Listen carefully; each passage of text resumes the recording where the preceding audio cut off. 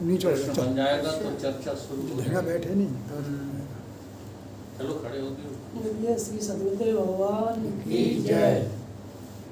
गुरुदेव, जागृत में हम जागृत जगत को देखते हैं और स्वप्न में हमें स्वप्न जगत देखते हैं, लेकिन हम अपने आप को यहाँ दे समझने लगते हैं। ये भ्रम कैसे मिटे? वहाँ में कौन हूँ क्या हूँ इसका पता ही नहीं होता। ठीक।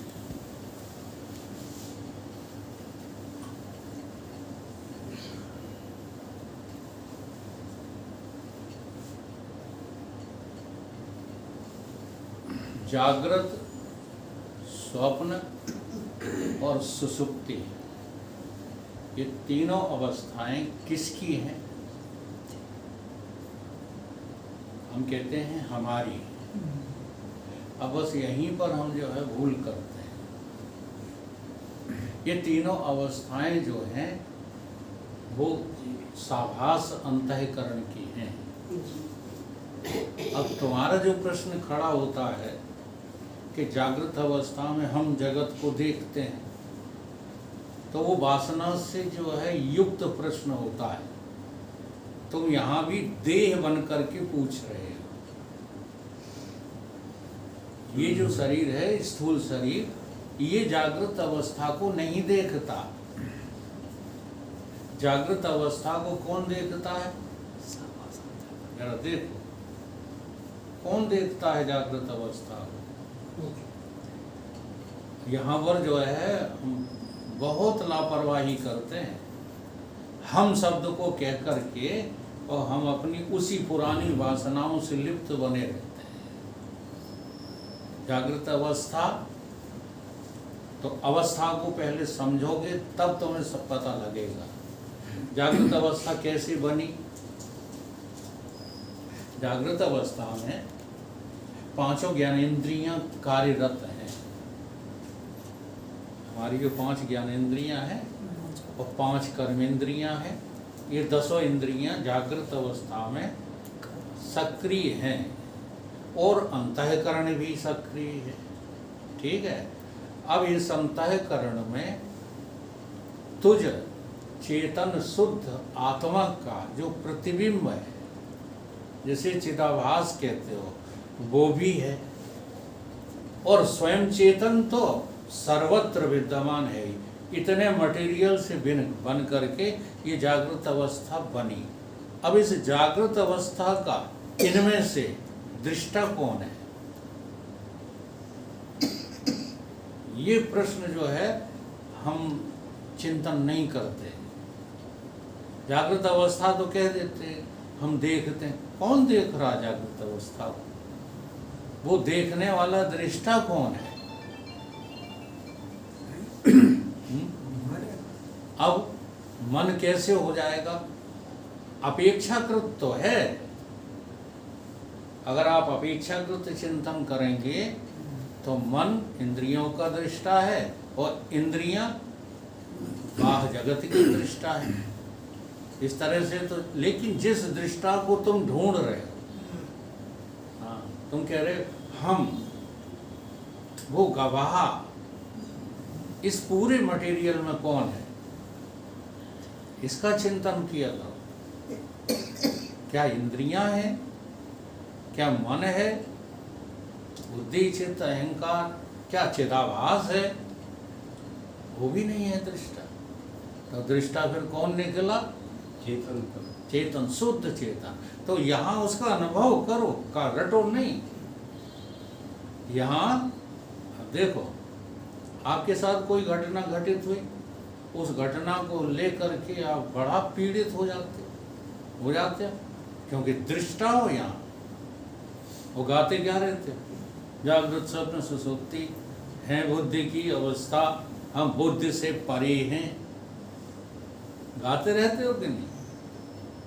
रोज ये सुनते हो कि हम गवाह हैं, हम गवाह हैं। और जब घटना होती है तब क्या हो जाते हो? दृष्टा हैं? कहाँ साक्षी रह पाते हो? नहीं, बताओ कहाँ घटना हुई? तुम्हें लगता है हमारे साथ हुई? तो तुम क्या बने हो इस समय? देह देह नहीं होगे तो मन बने होगे, मन नहीं बने होगे तो अहंकार बने होगे। देखो अहंकार की पहचान बता। घटना हो गई, हो जाने दो, क्या हो गई है? लड़ाई हो गई है, चिंता मत करो, हम खेती बेच देंगे, बचा लेंगे। अब तुम क्या हो? तुम जागृत के दृष्टा हो क्या अहंकार हो?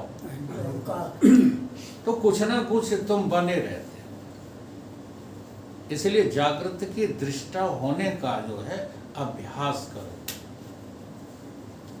इन पूरे संघात में तुम कोई नहीं हो, तुम केवल दृष्टा हो, केवल दृष्टा। और सहायता लो गुरु वचनों का, दृष्टा की दृष्टि का कभी लोभ नहीं होता। अब ये अवस्था बदल जाएगी, स्वप्न आ जाएगा। यही तो है आपका प्रश्न। स्वप्न आ जाएगा तो स्वप्न में किस चीज का अभाव हो गया? नहीं होगा। स्वप्न में तुम्हारी इस देह का, पूरा देह का अभाव हो गया। जी हाँ, ये तो पड़ा रह गया है देह। अब इस देह का कोई रोल है ही नहीं, न कर्म इंद्रियों का न ज्ञान इंद्रियों का। अब रोल है तो केवल अंतःकरण का। सपने में अंतःकरण ने ही एक नई सृष्टि बना करके तैयार कर ली है। अब उसका नाम चाहे मन रख दो चाहे बुद्धि रख दो। कहीं कहीं शास्त्रों में कहा है कि बुद्धि स्वप्न में नया जगत बना लेती है, कहीं कहीं कहा कि मन नया जगत बना लेता है। अब स्वप्न में जो जगत खड़ा किया है वहाँ अंतःकरण, और अंतःकरण में आया हुआ चेतन का प्रतिबिंब, ठीक है, वो स्वयं चेतन। इस संघात का नाम क्या है? स्वप्न। अब उस संघात में से कौन दृष्टा है? देख कौन रहा है? वहाँ भी चेतन ही देख रहा। हाँ, ये केवल अभी रट रहे हो। इसलिए मैं कहता हूं कि रटना बंद करो और अभ्यास करना शुरू करो। अगर तुमको स्वप्न में बड़े बड़े माल दिखे, है ना, बहुत सम्मान दिखा, भारी दुख दिखे हैं, लेकिन देखने वाला कौन है? शुद्ध चेतन। तो तुम शुद्ध चेतन होकर के अपनी मैं को कभी समझ पाए? तो वही मैं वहां देख रही है, कहाँ? स्वप्न काल में, जहां तुम्हारे पास ये देह है ही नहीं, और उतने ही सुखी दुखी हो रहे हो जितने यहाँ की घटनाओं से सुखी दुखी होते थे, उतने ही स्वप्न में भी आप सुखी दुखी हो रहे हो कि नहीं हो रहे हो? और दृष्टा वही है। आओ, दृष्टि उसी की है। दृष्टा की दृष्टि का कभी लोभ, हाँ, ये बातें इसलिए ख्याल में लाना पड़ती हैं श्रुतियों के वाक्य, कि हमारी अनुभूति और श्रुतियों की अनुभूति एक हो जाए। अगर श्रुति कुछ और कह रही है, गीता कुछ और कह रही है, तुम्हारे जीवन में वो बात घट नहीं रही है, तो तुम फिर गीता के ज्ञानी नहीं हो। रट्टू घोड़े तो हो सकते हो, ज्ञानी कहाँ से हो गए? जैसे उदाहरण दें, भगवान ने कहा चातुर्वर्णम मया सृष्टा गुण कर्म विभाग से, कह रहे हमने बनाए हैं। अब यहाँ पर कभी विचार करते हो? भगवान कह रहे हमने बनाए हैं, तुम क्या समझ बैठे? तुम क्या समझ बैठे? किसने बनाए? अब इसी जो है श्लोक को रटे घूम रहे हो, तो तुम्हें क्या लगता है कि चारों वर्ण किसी जो है अलल टप्पू ईश्वर ने बनाए? लगता है कि नहीं? अगर ऐसा होता कि कोई आसमान में लटका हुआ ईश्वर बनाता, तो फिर गुण कर्म विभाग से शब्द बेकार हो जाता। अर्थात तुम्हारे कर्मों के द्वारा जो गुण कार्य में लगे हुए हैं, उन्हीं गुणों के न्यूना अधिक होने से ये ब्राह्मण, क्षत्रिय, वैश्य, शूद्र का निर्माण होता है। आज ये बात बड़े बड़े विद्वान नेट पर बोलने में शर्माते हैं। क्यों शर्माते हैं? क्योंकि उन्हें असली दृष्टा का पता ही नहीं था। फिर कितने ईमानदार हैं देखो, ज्ञानी। जो कृष्ण भगवान है वो अज्ञानी है कि ज्ञानी है? तो ईमानदारी देखो उनकी। कहते हैं कर्तारम अपि माम विद्धि, मैं इसका कर्ता होते हुए भी करता कौन हूँ? अकर्ता। मैंने आज तक किया ही, क्योंकि मैं तो दृष्टा हूं। ये अर्थ है दृष्टा का। कौन हूं मैं? मात्र दृष्टा हूं। चेतन केवल दृष्टा है, चेतन कुछ करता नहीं। तो सूक्ष्म जो है स्वाप्निक अवस्था के भी हम दृष्टा चेतन ही हैं। अब नींद में चले गए तो वो अंतःकरण भी नहीं रहा क्या? अब अंतःकरण नहीं रहा तो क्या रह गया वहां? क्या रह गया? शुद्ध शुद्ध चेतन। कुछ रहा ही नहीं।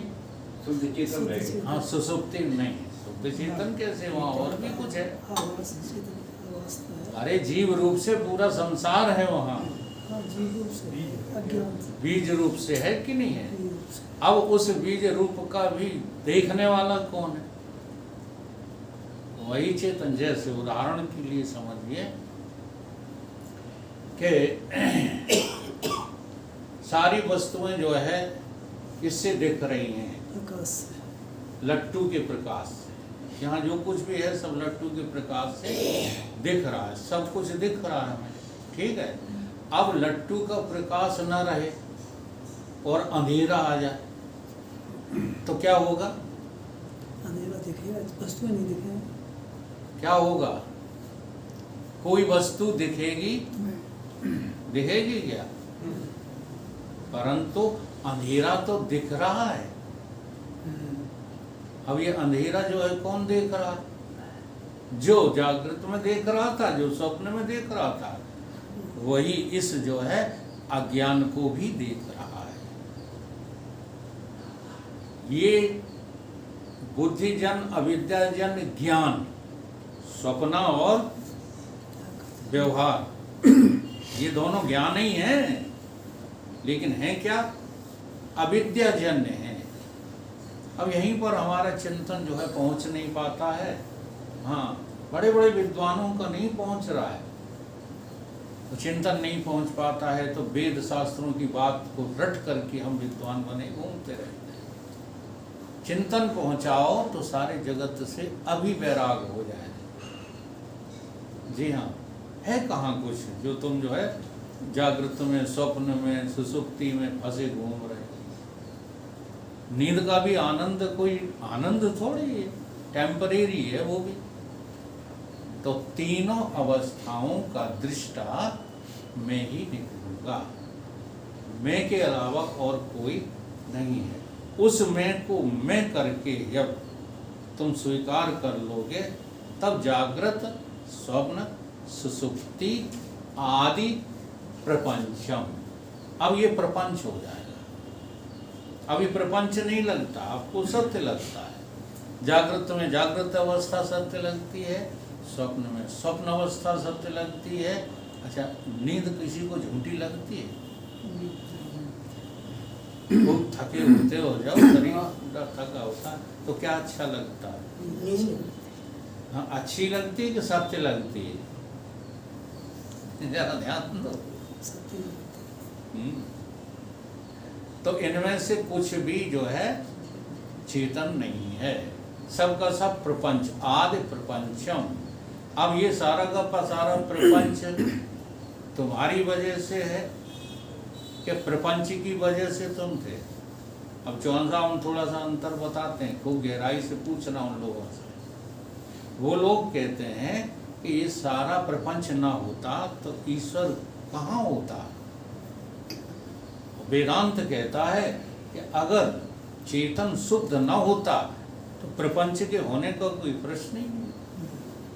ये फर्क है, और इस बारीक फर्क को आम जनता नहीं समझ पाती है, तो ये लोग बेवकूफ बनाते रहते हैं। शास्त्र वही कह रहे हैं, शास्त्र की भाषा तो वही है, जो वो लोग बोलते हैं जो हम बोलते हैं, लेकिन समझ में बहुत बड़ा फर्क है। जाने क्या क्या लोग समझे बैठे हैं ईश्वर को। कोई अपनी मैं को कभी भी ईश्वर स्वीकार करने को तैयार, क्योंकि ईश्वर हो ही नहीं वास्तव में। तुम तो शुद्ध व्यापक तत्व ब्रह्म हो, और ब्रह्म है वही ईश्वर है, ब्रह्म है वही जीव है, और ब्रह्म है वही जगत है। इसलिए जगत में और ब्रह्म में बिल्कुल भेद नहीं है। जो भेद डालते हैं वो विद्वान तो हो सकते हैं, परंतु ज्ञानी नहीं हो सकते हैं। तो उदाहरण से समझिए, जागृत स्वप्न सुसुप्ति आदि प्रपंचम यद प्रकाश्यते, जो प्रकाशित कर रहा है। अब यहाँ देखो, लट्टू न होता, जरा ध्यान दो, लट्टू न होता तो प्रकाश होता। अच्छा, लट्टू बना रहता और उसमें करंट ना होता तो प्रकाश होता, और लट्टू बना रहता, करंट भी बना रहता, केवल बिजली ना होती तो करंट और लट्टू का कोई अस्तित्व होता। तो बताओ, लट्टू सत्य है कि बिजली सत्य है? ध्यान दो इन बातों पर। ये तो बात सही है कि लट्टू के बिना जगत प्रकाशित नहीं हो सकता। जगत को देखने के लिए देह रूपी लट्टू बहुत जरूरी है, अंतःकरण रूपी करंट बहुत जरूरी है, आवश्यक है। हाँ, तो अगर देखना ही नहीं है जगत तो तुम नहीं हो। लट्टू फोड़ दो, चलो हम कहते हैं करंट भी ना हो तो क्या बिजली नहीं है? बिजली तो सदा विद्यमान है, सर्वत्र विद्यमान है, सर्वकाल में है कि नहीं? चली गई। अरे बिजली कहाँ चली गई? बिजली तो जहां की तहां है, करंट चला गया। लोग विचार की आम जो है वातावरण में भी विचारते नहीं, बिजली चली गई। बिजली जहां थी वहीं है। ऐसे ही चेतन आत्मा में कोई आना जाना नहीं है, उसी से सारे प्रकाश प्रकाशित हो रहे हैं। यद प्रकाशते तद ब्रह्म, तद जो इन तीनों का दृष्टा है, जागृत स्वप्न सुषुप्ति का, उसी का नाम क्या है? तद ब्रह्म। सो ब्रह्म को है। पंचदशी का श्लोक है, कहते अहम गत्वा सर्वबंधई विमुच्यते, वो कोई और नहीं है, वो मैं ही। इसलिए तीनों अवस्थाओं में तुम दृष्टा हो, चेतन रूप से दृष्टा हो, शरीर रूप से, अंतःकरण रूप से या चिदाभास रूप से तुम दृष्टा नहीं हो, चेतन रूप से। तुम्हारे सिवा और कोई दृष्टा दृश्य दर्शन है ही नहीं। हुआ स्पष्ट?